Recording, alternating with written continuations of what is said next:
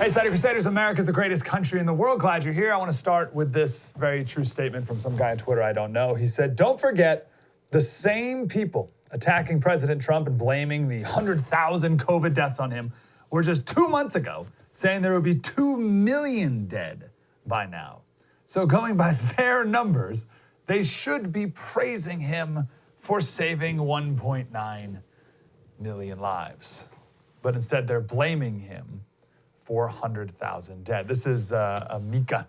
She wrote this on Twitter the other day. She said, close to 100,000 dead, 36 million unemployed. This is the age of Trump. Saying that like he did that. Not a virus from China. Like it was Trump's tax cuts resulted in 36 million unemployed people, and his internment camps have so far killed 100,000 people. Like that's all his doing. Has nothing to do with any other external factor at all at play. Listen, we don't need to spend any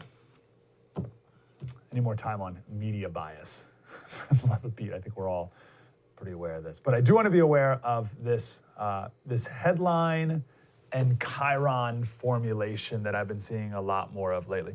It's the use of the word as. So so this is how it works. It's a statement. So that whatever headline is a statement, and then as, and then something completely unrelated to make them seem like they're both connected. So the thing that's happening as, and then another thing happening makes them connected. And usually it's almost always done to make it seem like Trump caused this other bad thing or somehow associate negativity with each other, even though they could be completely unrelated. Here's a nice example from CNN. Trump speaks, okay, so X statement happening now. Trump speaks as model says 36,000 American lives could have been saved if he acted, okay? So they have nothing to do with each other. They could have put nothing there. That would have been fine, right? It just could have been Trump speaks, right? Trump speaks at Rose Garden or whatever. That would have been fine. Or they could have put something positive there. Trump speaks as he saved 1.9 million lives by acting when he did. But of course, they didn't do that. And so whatever you put after the as completely changes the situation. So just be very careful of as. You see it a lot with, it'll be like red states, so Texas or Georgia reopens as COVID cases increase. You're like, well, yes. Well, let's talk about it real quick, the COVID cases. They will increase for like a year, right? But they're always, whenever state, or red state only, right? Whenever a red state reopens, it's like, I got you. Right? That's the media's take on this all the time. So Texas is reopening as cases increase. Oh, can you believe this governor just murdering people? Guys, there's going to be more cases for a long time. We're only, as we talked about yesterday with the professor, we're only about 5% of the way there as a country when it comes towards who's had it.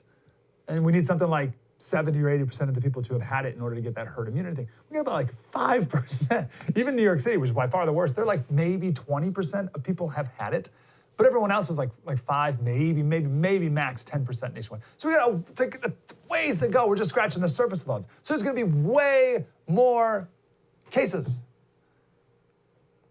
Nate Silver made a good point. Nate Silver, of course, on the left. He said, if you expand testing, which is crucial, like everyone says we need to test more to reopen safely. But then you get a bunch of news articles slamming the governor because the state is finding more cases as a result of testing more. You're A, actively misinforming people, and you're B, creating a disincentive to do more tests.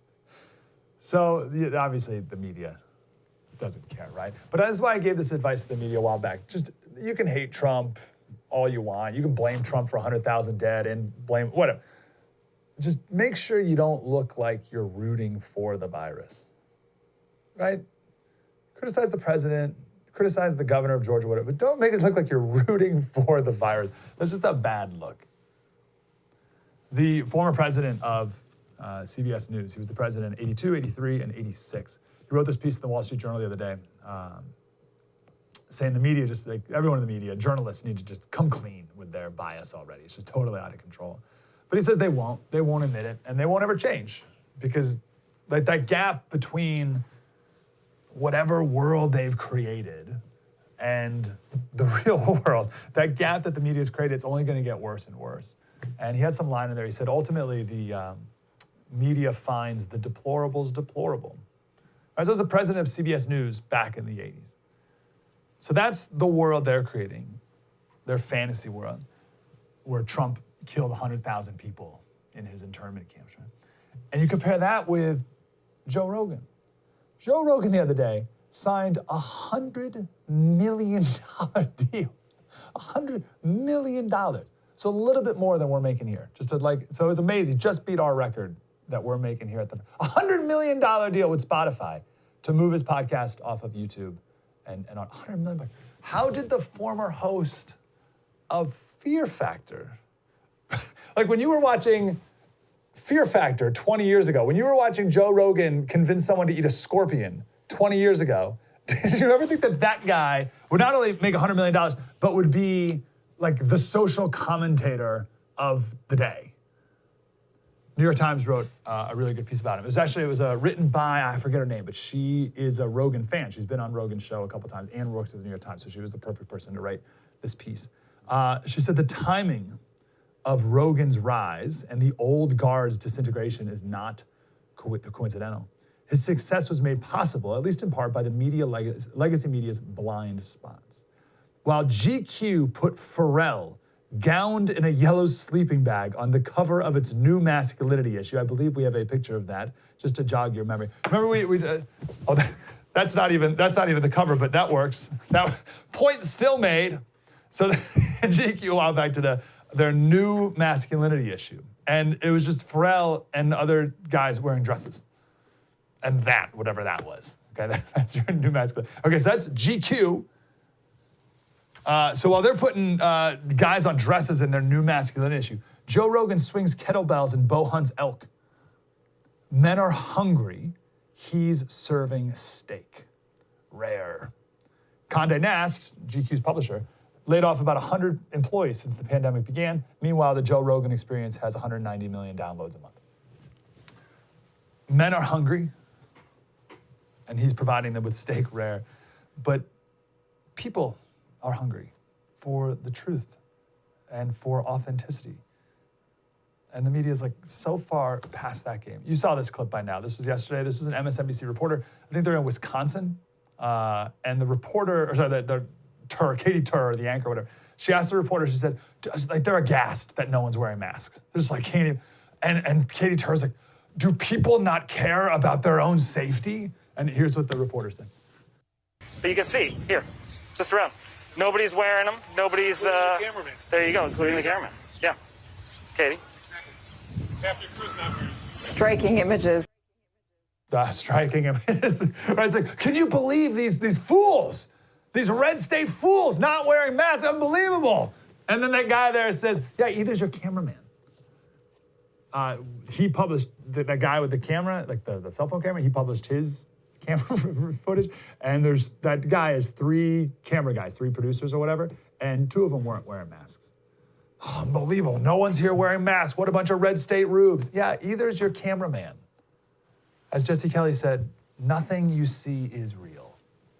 Not in that world. True story, Mike Slater. Spread the word.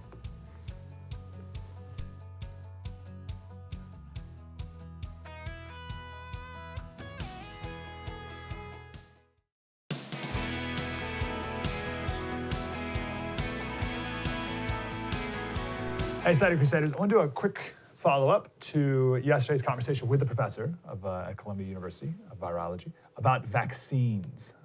So there are 70 vaccines in development right now. There's 8 in human trial. 3, as the professor said yesterday, are in a little more of an advanced stage of the human trial because there was already testing done with similar coronaviruses like SARS or whatever, so they already did some of the human testing beforehand, so they could kind of like jump ahead a little bit into other aspects of the human trial, whatever. So there's 8 in human trial, 3 a little bit further ahead. Our professor, Raccaniello, he thinks early next year, maybe end of this year. So that's his timeline. So we got 1 year, or maybe a couple months in, maybe the end of this year. The CEO of Merck came out yesterday and said that they're now developing 2 vaccines. And my first thought was like, what have you been doing the last couple of months? Like right now, you're like, we should probably make a coronavirus. I said, yeah, guys. So anyway, they're jumping in. And he said, the CEO of Merck said 18 months. So just to be clear about 18 months, that's next December. That's next Christmas. And that's maybe, and that's before that's just invented. And then you have to make it. You have to make 1 billion of them and then distribute them out properly, which is gonna take way more time. And I don't have the heart to tell these scientists that I don't think anyone's gonna take it. Not no one, but not enough people to give the herd immunity that we need. Like I imagine these scientists, they're working nonstop, like 20-hour days for 18 months to come up with a vaccine. And they're overjoyed that they finally came up with, and they go to someone on the street and they say, here's this vaccine, we've been working so hard, here it is. And that person says, nah, I don't think so. Not interested. Not interested. What do you mean? What do you mean you're not gonna take the vaccine? We spent billions and billions of dollars on this. It's a miracle that we came up with this vaccine. How are you not taking this? And they're like, yeah, Bill Gates. I don't want to be tracked by Bill Gates, so no thanks. Like that's how much distrust I think there is in our society today. I bet you get 30% of people to take this vaccine. I think you get 30% of people to take it. Now maybe that's enough, right? Because maybe by that time, 50% of people will have already had the virus. So you add another 30%, you got your 80% right there. I don't know, maybe that'll be enough. And I'm making up 30%, like what do I know? I don't know how many people will make it, but it's not gonna be as easy for people to take this thing as like the scientists assume. Like, oh yeah, of course everyone want to take it. Like Professor Yellow, he said he would be a test for it. Like I'm definitely not gonna be a test for it. But I don't know, are you gonna take the vaccine? It immediately just comes out right away. Are you gonna take it? I don't know, I don't think many people will. But my point is, it takes 18 months to develop and then many more months to make, and then it's gotta go to the frontline people first. So how long is it gonna take before you could even get that vaccine? Right? And that's what many states are using as their standard for when they can reopen again and for when things can go back to completely normal. On our special on Friday, we're gonna talk to the barbershop owner in Michigan who got arrested for, he's like a 78-year-old guy, and he got arrested for opening up his barbershop in Michigan. So Michigan, one of the standards is, wow, we can't do anything until we have this, we have a vaccine. It's like, whoa, guys, do you even know what you're saying when you say that? So anyway, we'll talk more about that later. John Tierney, love John Tierney. We're gonna talk to him actually on the show tomorrow. Super excited for that. He has a book out, something like The Power of Bad. I think that might be right. John Tierney, The Power of Bad, yeah. So we talked to him when the book came out. I wanna say the book came out in like February. So it was right in the beginning. Like we're right before this whole thing happened. And he outlined 3 principles from his book that I initially used to analyze the very beginnings of COVID. This was my guidebook. And then I strayed from it. I strayed from his principles, and I should have stuck with him because he was right. And he wrote a great article about this just the other day, so I'm excited to have him back on. But here are the 3 principles. You may remember this. First, the world will always seem to be in crisis. Will always seem to be in crisis, always. Second principle, it's never as bad as it sounds. And the third, the solution could easily make things worse. Does that sound about right? I distinctly remember we did a segment, it would have been like early March, I guess, with those same principles. Everyone's like at the very beginnings of like rumblings about a thing in China, and like, oh, could this be a pandemic? I said, no. The world will always seem to be in crisis. It's never as bad as it sounds, and the solutions will make things worse, so don't worry about it. And then I strayed away from that, and now it's like, oh, well, he was probably right for the most part. Anyway, we'll talk more about that with him tomorrow, but he wrote this great piece the other day about Robert Higgs. So Robert Higgs is an economist who said, I have an overwhelming feeling that I'm reliving a bad experience I've lived through several times before, only this time it's way worse. I have no doubt that even if the current situation plays out in the best imaginable way, it will leave an abundance of legacies for the worse, so far as people's freedom is concerned. Robert Higgs wrote a book in, I think, 1970 or the 70s called Crisis and Leviathan, Critical Episodes in the Growth of American Government. And he's the one who came up with this thing called the ratchet effect. He said, he looked at all like different wars and financial panics and different crises, natural disasters, whatever, different crises over the course of the last 100 or 150 years or so. And his conclusion was, rightfully, that most government growth occurs in sporadic bursts during emergencies. And it's always when politicians enact some temporary program, some temporary regulation that never goes away. I mean, we still have New Deal programs from the 30s, and the US military never goes back down to its pre-war side. Every time there's a war, World I, World II, whatever the war is, it never goes back down after that threat is over. So it's this ratchet effect, right? So it's like slow growth, and then that's my graph. And then it levels out for a while, and then it goes up again, and then it levels out for a while, and then it goes up. That's how that works, the ratchet effect.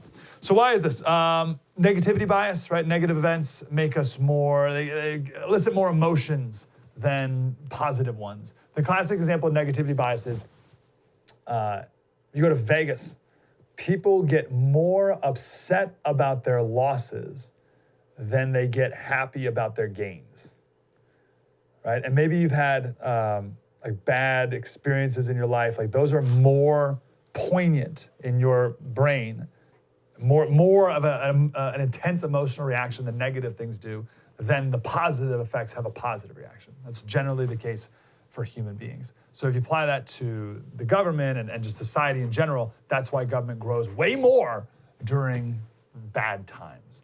So today, you take that, John Tierney says we're living in the crisis. It's just a never-ending series of crises, some real, most imagined, that are just hyped up by the media and then lead to cures that are worse than the disease. He wrote this before COVID. So I got a few more quotes from Higgs I want to share. So first, Higgs was talking about how the earliest kingdoms, like this is forever, this is human nature stuff, they were founded by warriors who added on to their authority with the help from religious leaders. Here's the quote. First, he says, without popular fear, no government could endure more than 24 hours. Okay, so that's the first foundational point. The warrior element of government puts the people in fear for their lives, and the priestly element puts them in fear for their eternal souls. These two fears compose a powerful compound sufficient to prop up governments everywhere on earth for several millennia. All right, so you got that. For thousands of years, that was the case, right? Fear for your life, fear for your eternal soul. Now we come into the 19th century, 20th century, and the government has to heap on a bunch of more fears on top of that in order to justify more growth. And that's the welfare state. Higgs says people were told that the government can and should protect them from all sorts of workaday threats to their lives, livelihoods, and overall well-being. Threats of destitution, hunger, disability, unemployment, illness, lack of income in old age, germs in the water, toxins in the food, insults to their race, gender, ancestry, creed, and so forth. Nearly everything that the people feared, the government then stood poised to ward off. It's interesting. The atheists, people on the left, will say that Christianity is this kind of like defense mechanism to give people this false sense of peace and security in light of the dangers and difficulties of the world, right? That's what Karl Marx said, religion's the opium of the people, right? Just sort of numbs you out. Even if you accept that as true, which is not, but even if you accept that as true, so is government, right? So is the welfare state.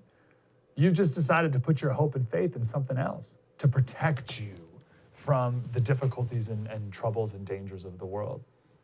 It's your own type of opium.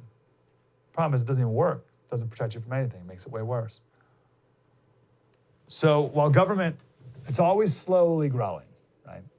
When there's a crisis, Higgs says that the log jam's broken. It's just like whatever's been building up for a decade or so, there's a crisis, all these programs just fly through. Last quote here. A crisis alters the fundamental conditions of political life. Like a river suddenly swollen by the collapses of an upstream dam, the ideological current becomes bloated by the public's fear and apprehension of impending dangers and its heightened uncertainty about future developments. Bewildered people, would you say the last couple months we've been bewildered?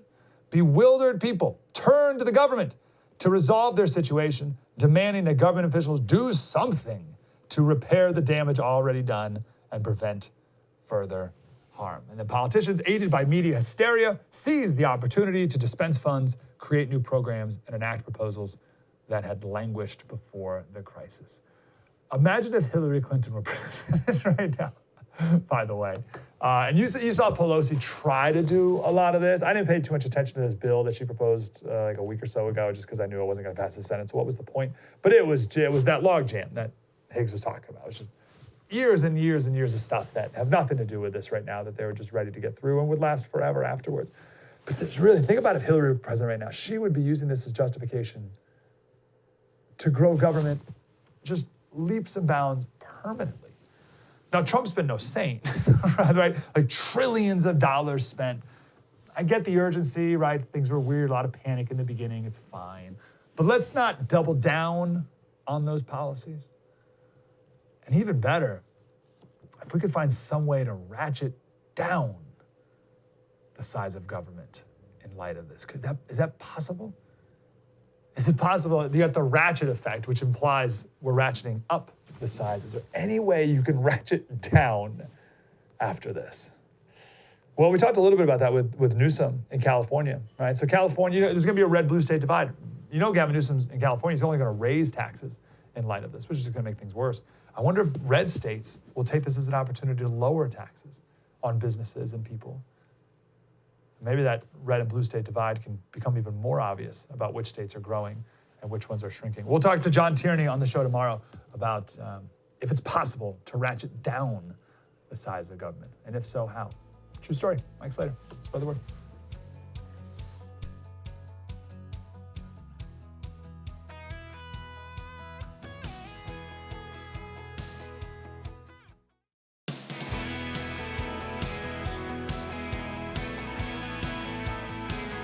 Hey, Slater Crusaders. So I want to talk about, we're just talking about the growth of government, right? John Tierney, and we're talking to him tomorrow, and the ratchet effect, and government grows in times of crisis. Usually when I think about government growing, I think of money, right? Like bureaucracy and higher taxes.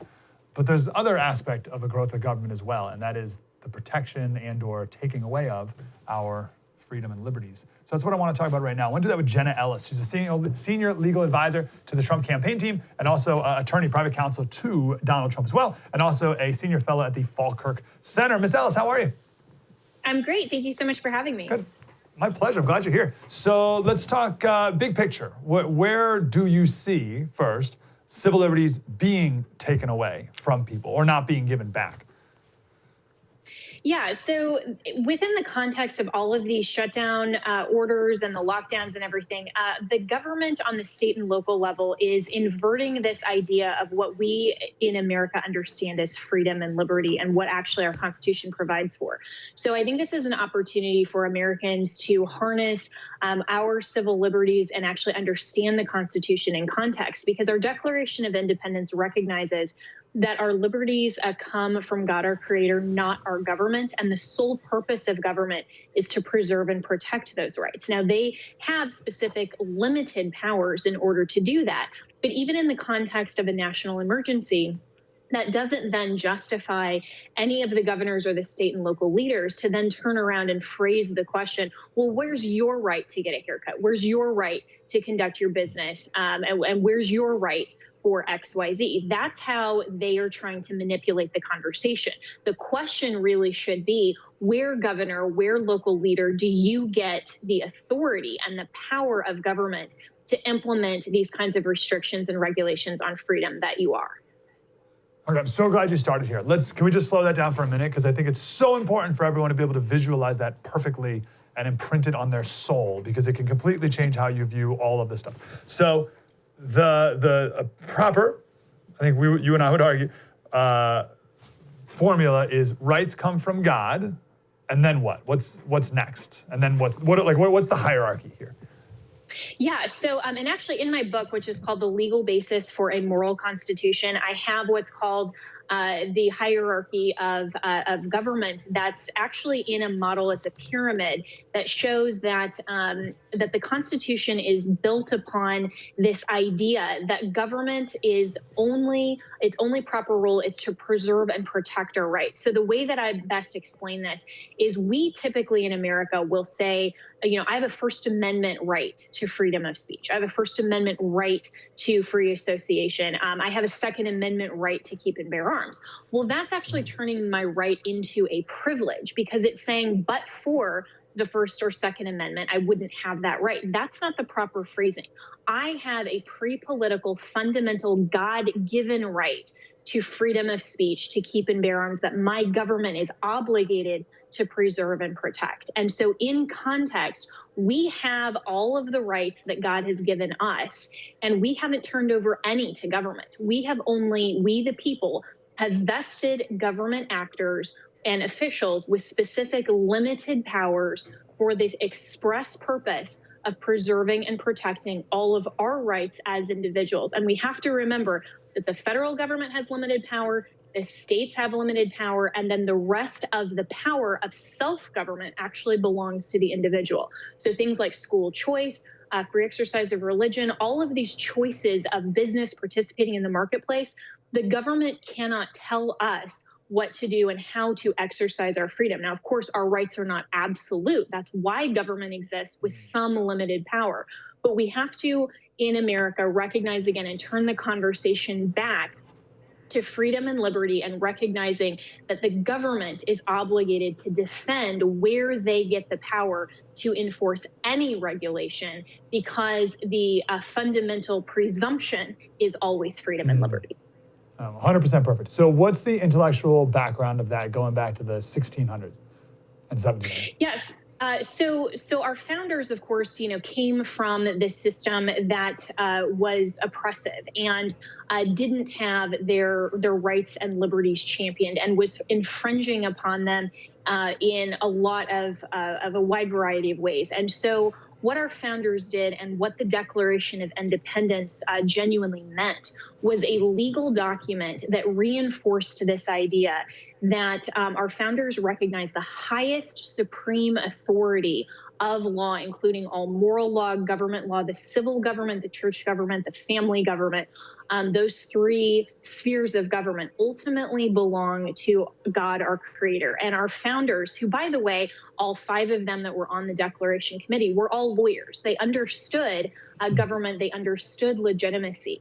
And they wrote the Declaration as their acknowledgement of the highest authority and saying governments are instituted by man to make sure to protect and preserve the rights that God has given us. And they appealed to the supreme judge of the world, which was their name in the Declaration for God. And they said their premise was, we hold these truths to be self-evident. Truth is self-evident, that all men are created equal. They're endowed by their creator, not their government, with certain unalienable rights. And so then after they recognized for the first time in human history, they established a government that was not saying we are giving over our rights to government in order to have protection and security. And then whoever the sovereign is, whether that's a parliament or a king, then they get to determine what rights they give back to us. They said, no, we the people retain all of our rights, and we are going to be a self-government that gives specific limited authority to our representatives so that then they can best enact a civil government that will preserve and protect our rights. So then at the Constitutional Convention in 1787, they simply argued over the best way to implement that design. And they said, what's the type of government that would best do that? And our Constitution was built on that premise that said, we the people have all of our rights, so what is the best design? And throughout the 240 years since our Constitution was first ratified, we have amended it 27 times in our nation's history. We've applied it in ways that our judicial branch has reinforced the original design. But that's what originalism means, is that our Constitution is only there to preserve and protect our rights. And the reason that it's been eroding over so many years is because no one can articulate it as clearly as you could just right there, which is a testament to our education system, et cetera. So good. What is someone like a Gavin Newsom, for instance, not to name names, but someone who does not believe what you just did, what's their philosophy, right? So when they come to the table and decide how to act, how to rule, what are they thinking instead of what you just said? Right. So basically, there's two different philosophies of where government comes from. And our schools and most of our education, even in law school, will teach that our Constitution is merely a social contract. It's this idea that we can, if we have the majority in government, then we can enact whatever law we deem as permissible. But we know that that's not actually true, that legislatures and government only have limited authority. But but the design then and the philosophy of government that the progressive left wants to do is this idea of the social contract theory that essentially means that whoever we decide to elect and put in power, they can then decide what is best for the social order and what is good. And so that's why you see the Democrats and the progressive left trying to obtain more and more and more power, because they're operating on this presumption that they know better for you and me what is good for our businesses, for our families, for our children, for our expression of faith. And so they are putting these regulations in place because they're saying, we know better than you what is and isn't essential. Right? That is actually the strongest problem that's coming out of these stay-at-home orders, is this idea that state government gets to arbitrate and determine completely capriciously what is and isn't essential in our society. Because what is essential for business or for faith for me and my family is different than you and your family. And that freedom to disagree and that freedom to live in a society where we all get to make our own choices of participation is exactly what government is designed to protect, not to subjectively determine and compel and force on individuals. Okay. We got about 2 minutes. I'm 100% with you. Let me just play devil's advocate, because especially in the beginning of all this, when everything was like crazy, up in the air, like who knows, death rates, et cetera. I talked a lot about, the American spirit of individuality and screw you, government, like that kind of thing. I'll do what I want. It's awesome 99.99% of the time. And maybe the 0.01% when it's not great is a pandemic, right? So is everything you said right there, is there any asterisks or secret ink written in the Constitution that's like, all this is true, but when you have a giant smallpox or whatever epidemic or pandemic going around, and there's maybe a libertarian argument there too, where it's not just my right to get or not get sick, you're spreading it to other people too. So what's the asterisk when it comes to a pandemic for you / our founders? Well, it's not an asterisk, because the Constitution is never suspended in any context, even emergencies or the pandemic. But what it is an inherent tension between my right as an individual to exercise my freedom versus the tension of the government's responsibility to preserve and protect the rights for everyone equally. That's what equal protection means. So we've always had this inherent tension in every way of government to say, well, is it really an infringement on my right to put speed limits on? Is it an infringement on my right for the government to implement health, safety, and welfare regulations under the police power of the 10th Amendment? That's what we saw the original justification for. And that's where the Constitution and constitutional law has always had these parameters to make sure that the government has to articulate a compelling interest, and they have to then implement their regulations if it's infringing on a fundamental right by the least restrictive means. And that's what we're seeing. These governors on the state and local level, they don't have that compelling interest the longer that this goes, and they're certainly not doing it by the least restrictive means. There is no difference between a church or any small business being able to implement social distancing and some of these very reasonable requirements from the CDC versus a grocery store or a Home Depot.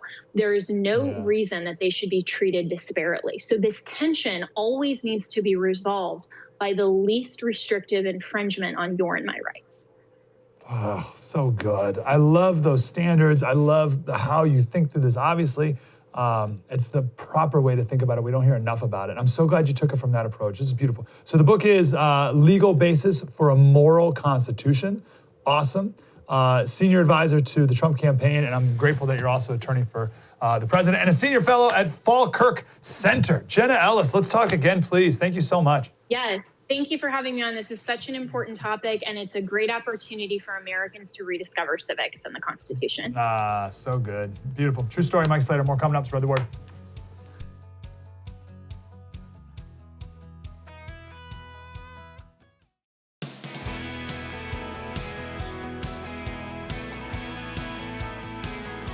Hey, Slater Crusaders. I want to wrap up the show here with this piece of advice from Mark Manson, who I like very much. He's a great writer, and I like his newsletter. He's a great newsletter. Comes out every Monday.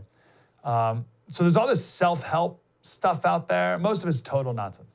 So he signed up for all the self-help apps that he could find, just to see what was out there and see what people were pitching. So he downloaded all the self-help apps that he could, and he kept the notifications on. And he kept getting barraged with these messages throughout the week. You have a beautiful smile, Mark. Don't forget to share it with the world today. Whatever you want to achieve today, you can do it, Mark. All you need to do is believe in yourself. Every day is an opportunity. Today is yours. I'm proud of you for being you. Right? So he just gets these notifications, and he's like, what is this garbage? How could a phone know what my smile looks like?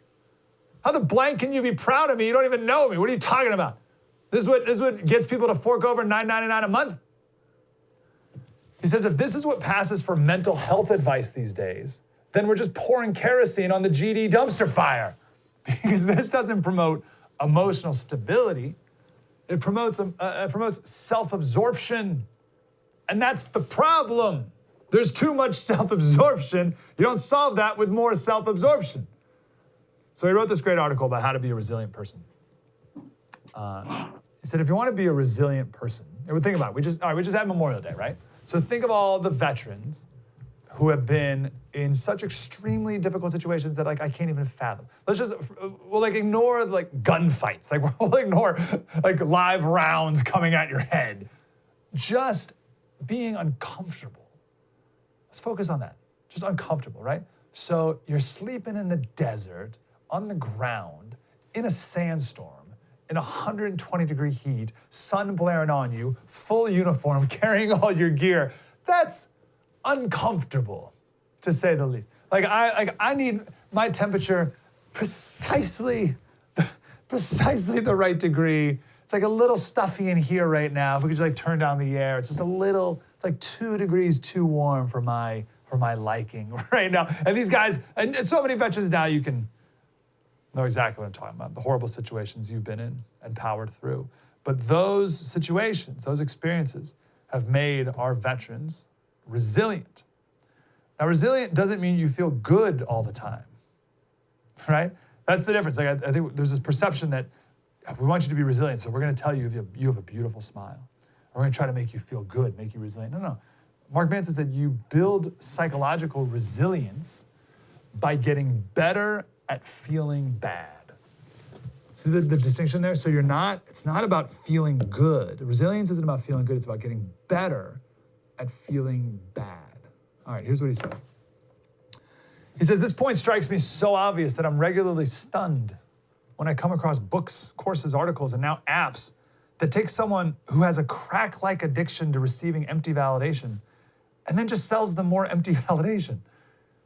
It says Timmy's problem isn't that he's sad that he got an F. His problem is that he's too busy feeling sorry for himself to blanking study for once. Right?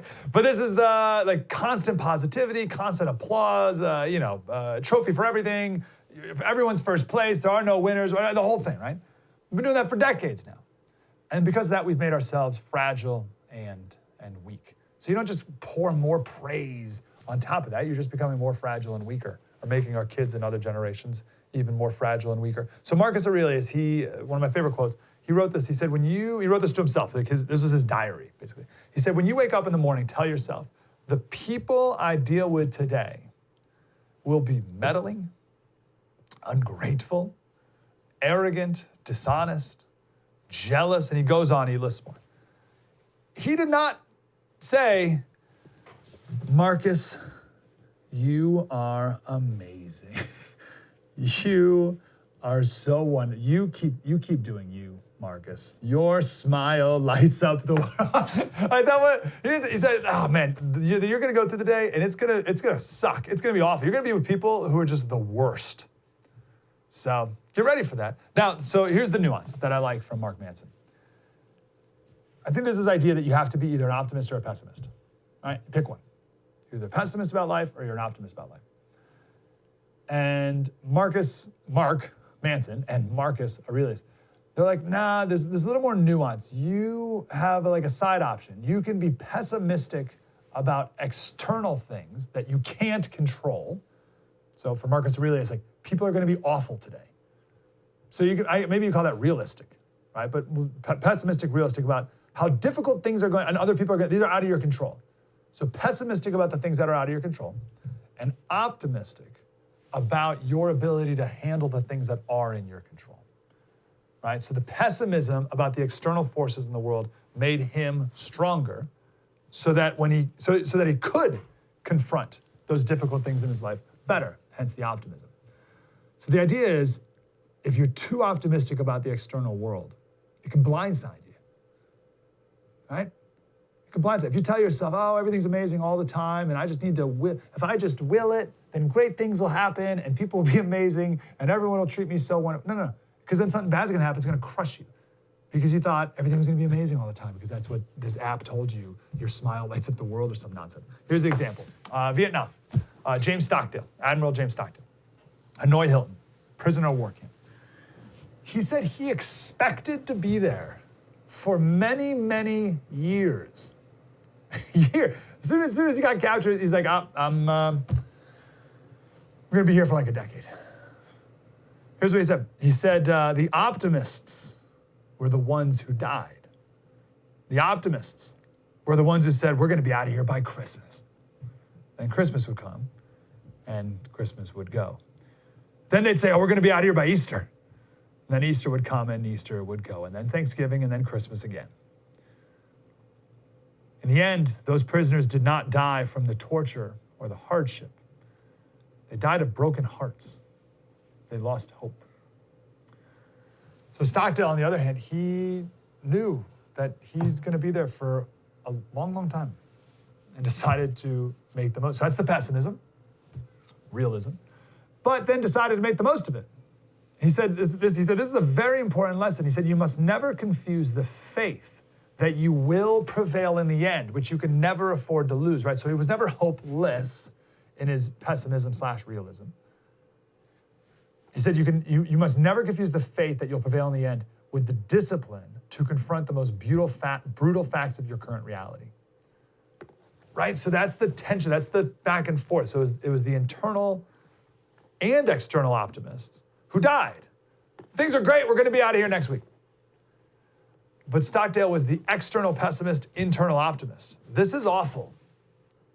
And this is the worst, and this is gonna be awful for a long, long, long, long time. But I'm gonna make the most of it, and I'm gonna overcome it.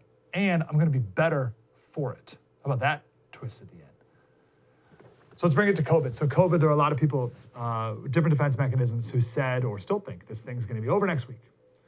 And there's people in denial about it, that this is even a thing. And we're all gonna go back to normal like it was all a big hoax. I think both of those are kinda off, right? I think the proper posture should be something like, or at least applying this framework, should be like, this is crappy. This is just a crappy thing that no one wants in our society and in our world. And it's gonna be hard for a long time, right? Serology, it's like, we're at 5%, as we talked about earlier, we're 5% of people have had this thing. We still got a long way to go. We talked about vaccines earlier. It's gonna take a year or two to get a vaccine. This thing's gonna take a long time, and it sucks. External pessimism. But A, what's in my control? B, how can I serve others through it? And C, how can I make the most of this unexpected time? That's resilience. It's not Pollyanna. It's not denial. It's not blind optimism. It's realism. This is a crappy situation. With internal optimism, I'm going to be better for it in the end. And this is the most amazing quote of them all when it comes to Stockdale. He said, "I never lost faith and I never doubted that I would prevail in the end." And here, this is ridiculous.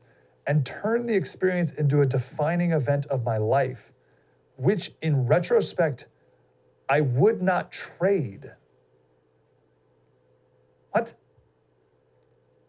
Would not trade? He was in a Vietnamese prison camp for 7 years. Would not trade. Like, if you could do it over again, you wouldn't trade it. How could that possibly be? Maybe that's the benefit of being an external pessimist and an internal optimist. No matter what bad things happen, you wouldn't even trade it for the world. It's crazy. True story. Mike Slater. See you tomorrow. Spread the word.